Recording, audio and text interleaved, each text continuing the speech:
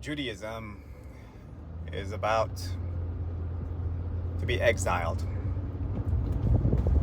from our cultural genome or our cultural mythology. My last video may have come across anti-Semitic, but I assure you that is not at all what I intended to say. Judaism has itself suffered from parasitism. The faith, proper Judaism itself, has also been co-opted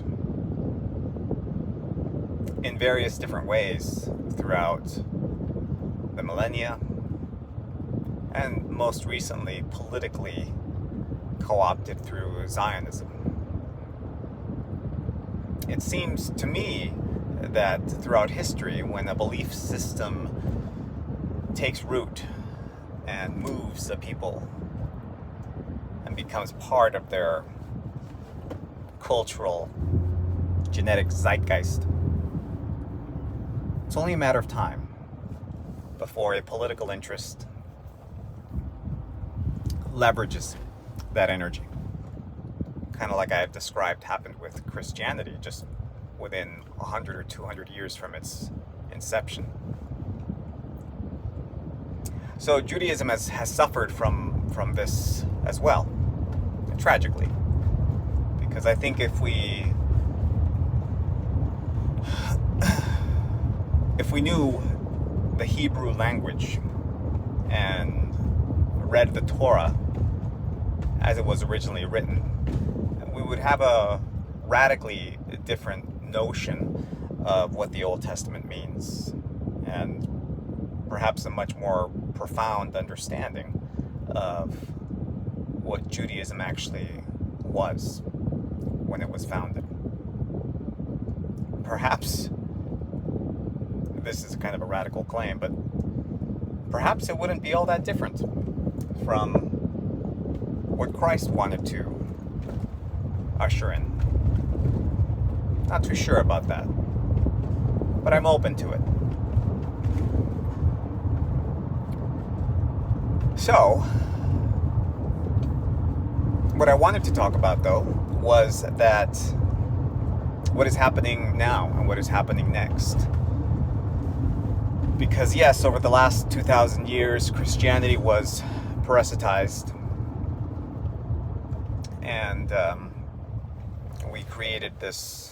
we went from this noble image of Jesus resembling Apollo in the early days to becoming this emaciated, crucified figure that, in my opinion, was an attempt to rebrand Christianity in a method that allowed for more control over people. That's a subject for another time. But anyway, it was a complete assault, I think, on Christianity. The image, just from an imagery, iconographic standpoint, it is a real blemish on what I believe Christ was trying to bring. What is happening now is,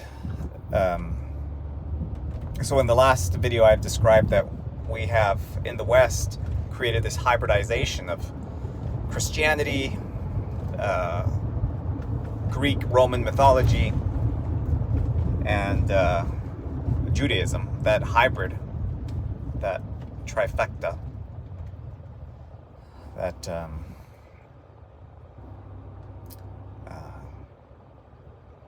creature of a mythology, is what has been really driving much of the West for the last couple thousand years. And what's about to happen is that the Jewish aspect of that is about to be exiled and replaced with Islam. And actually, something happened before that, which was in the last 2 or 3 decades, there was a gradual exile of the Greco-Roman stuff. And I think in an interesting way, Christopher Nolan's film almost punctuates the completion of the elimination of that from our cultural zeitgeist. And what these Greco-Roman ideas were replaced with was with the whole LGBT movement. And so for the last few decades, it's been Christianity plus LGBT plus Judaism. And now what's going to happen is Judaism is going to get kicked off and replaced with Islam. If you're wondering what this war with Iran is all about, it's really that. It's to usher in, is to bring into the fold the Islamic tradition into the West. It would come across as if the attempt is to do the opposite, but it's not. And why? Well, I think the reason why this whole parasitization of faiths happens throughout history has always been because the ideas that are brought into the fold are whichever ideas help the powers at the time rule over the people best. They are, religions are a kind of a social cultural program, right? That people voluntarily adopt and usually serves them in a really powerful, positive, and meaningful way. And then a power structure sees how well this is working and takes charge of it, and then uses it as a tool for control, and then it becomes perverted, it becomes parasitized. And what happens is that the parasite just changes from one generation to the next, sometimes over the course of 1,000 years, sometimes, and in recent times, it just happens at a much faster rate. The power structures and the power paradigms at play change rapidly in the last 100 years. And so what's going to serve our current power structures is to create this hybridization of Christianity, LGBT, and Islam. And I think the next step after that is probably to kick off Christianity completely. It has become so weakened over the course of all of these amalgamations that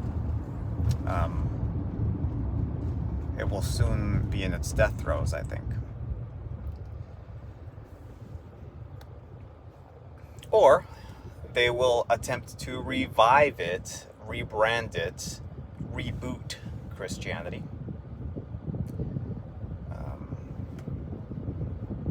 Which seems to be, to an extent, what they're attempting to do after the Charlie Kirk assassination. He was like the sacrificial lamb to bring about a reboot of Christianity that had more of a feminist angle to it, which to a large extent has been happening gradually over the last few decades as well. But again, that's the whole LGBT woke part of the zeitgeist that's been brought into the fold. This whole idea, I guess, that I'm trying to convey is a fairly unusual take on history, right? I don't think anybody's framed history in this way, and so it's probably coming across as like really out there and wild to you, but to me it seems very clear that this is what's been going on, what is going on, and what will continue to go on. I mean, just think about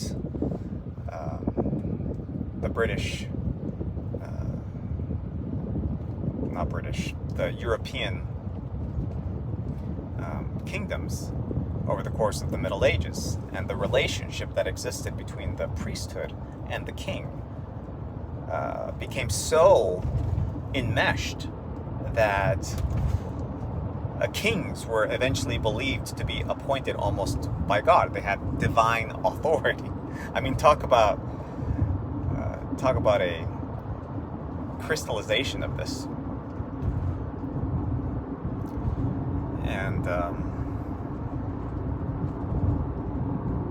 so yeah, I worry actually about the Jewish people. The state of Israel has always come across to me as a plan not to help the Jews, but to destroy them, to annihilate them. And so I have a sincere concern for that. And I would urge the Jewish people to leave, because I don't think Israel is their friend. I think that that idea is just a front. I think the walls that are built around Israel are walls of containment, not walls of protection in the long run. And I worry about that.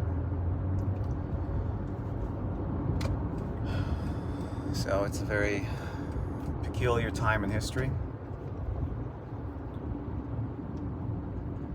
Hope that